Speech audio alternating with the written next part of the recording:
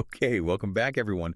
Imagine this: waking up every day, doing something you absolutely love, and actually making a living from it. That's the dream, isn't it? Hmm. Turning that passion, that thing you do just for joy, into your profession. And today we're doing a deep dive into, well, exactly how you might do that, how to bridge that gap. Yeah, it's a great topic. And for this deep dive, we're looking at a really insightful article. It's called From Hobby to Hustle, Turning Your Passion into a Profitable Business. It's from the arthouseinc.blog. They're all about making art accessible through classes and workshops, mostly in the Cleveland area. So, the advice comes from a place that's pretty grounded in creativity and like practical application. Right. So our mission today is basically to sift through all the info out there, pull out the real gems, the actionable stuff from this article for you. Whether you're just, dreaming about this or maybe you've already started down this path, we want to give you the distilled wisdom you need to make that passion project, well, sustainable. Okay, so let's dive in. The article kicks off with something pretty crucial, kind of a reality check. It says turning your passion into profit.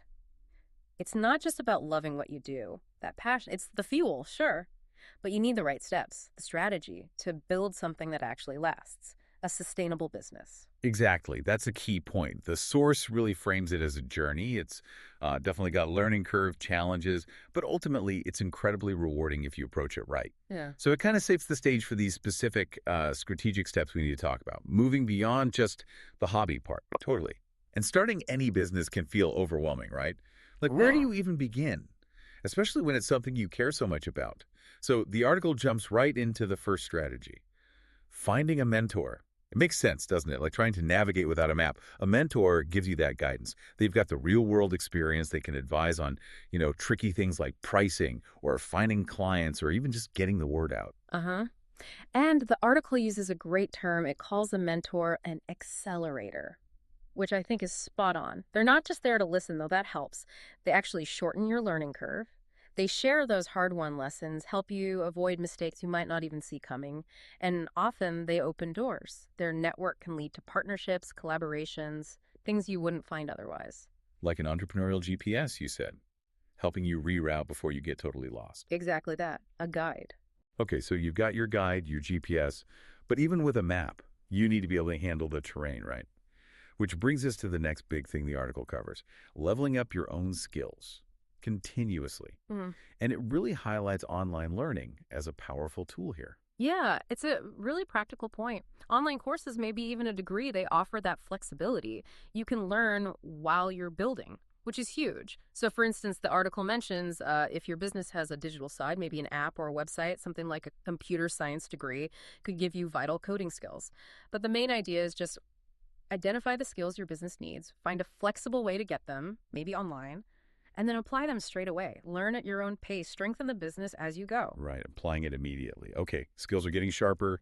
Now let's talk money. Pricing. This feels like where a lot of passion projects can stumble. hmm How do you price something you love doing? How do you balance being profitable with, making sure customers feel they're getting good value? What's the advice there? Well, the article suggests a pretty clear step-by-step approach. First, you absolutely have to calculate your costs, and not just the obvious stuff like materials. Your time, overhead, software, everything. That gives you your baseline. You need to cover all that and leave room for profit. Okay, makes sense. Cover the bases first. Right. Then, crucially, look at your competitors. Not to copy them, but just to understand the market. Where do you fit in? Are you competitive? But here's the really interesting part the source emphasizes. Ask your customers for feedback on pricing. Oh, interesting. Directly ask them. Yeah, it's not just about being polite. It's market research, really. It helps you tweak things, make sure your price reflects the value people feel they're getting, keeps you aligned. That's smart. Okay, pricing strategy. Check. Now, what about how you present yourself, the visual side? Your logo, your brand's look and feel. The article mentions this is often the very first impression, right? Absolutely critical. Your logo, especially, needs to capture the essence of your brand. Yeah. And it has to work everywhere: website, social media, maybe even packaging. The advice is generally aim for clean, simple, memorable. And here's a good tip: be wary of anything too trendy. Trends fade fast. You want something timeless that'll still look good in 5, 10 years. Timeless, not trendy. Got it. Okay. Brand looks sharp. Pricing feels right. Yeah. Now, how do you get people to actually see it? Exposure.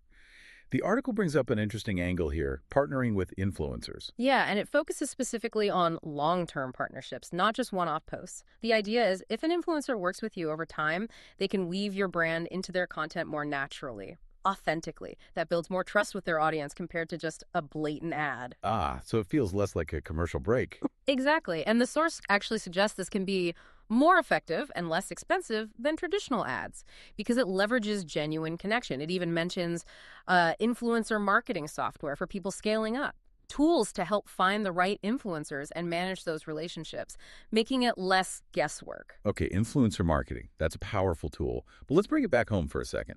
Literally. What about people running their passion business from their house? Are there, like, hidden rules or things to watch out for? Oh, definitely. This is a super important practical point the article raises. Local zoning laws. These are the city or county rules about what kind of business activity you can actually do from your home. Like what? Well, things like, can you put up a sign? Do you need extra parking if clients visit? Are there limits on noise or deliveries? Stuff like that.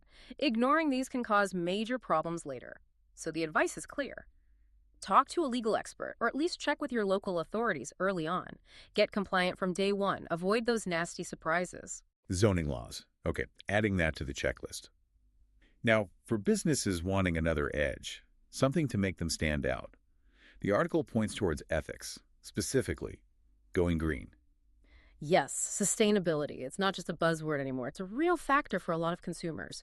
So, making eco-friendly choices, maybe it's how you source materials or how you minimize waste or using energy-efficient processes, that can really differentiate your business. So it's good for the planet and good for business. Pretty much. The article highlights that customers increasingly care about this stuff. They want to know where their money's going. Being transparent about your sustainable practices can build serious loyalty and strengthen your reputation. It shows you care about more than just profit. Wow, okay. We've covered a lot of ground, from finding a mentor to pricing, branding, getting seen, even zoning laws, and going green. So as we kind of wrap up this deep dive, the big message seems to be, this isn't an overnight thing, is it? Building a business from a hobby. It takes time, real effort, and you have to keep learning. The article really pushes that idea of committing to the process. Absolutely. It reinforces that potential, though. I think there's a great quote from the source, something like, whether it's crafting, cooking, or coding, your passion has the potential to become something bigger. It's hopeful, but grounded. Something bigger. I love that. So maybe the final thought for you, listening right now, is this. We've talked about tools and strategies, mentors, pricing, branding, all of it. How can you personally identify the specific tools you need? And maybe more importantly, how can you cultivate that specific mindset the article talks about, that commitment, to turn your unique passion, whatever it is, into a business that really works for you, one that doesn't just pay the bills, but genuinely lights you up? Lots to think about. We really hope this deep dive gave you some valuable starting points for that adventure. Thanks so much for joining us.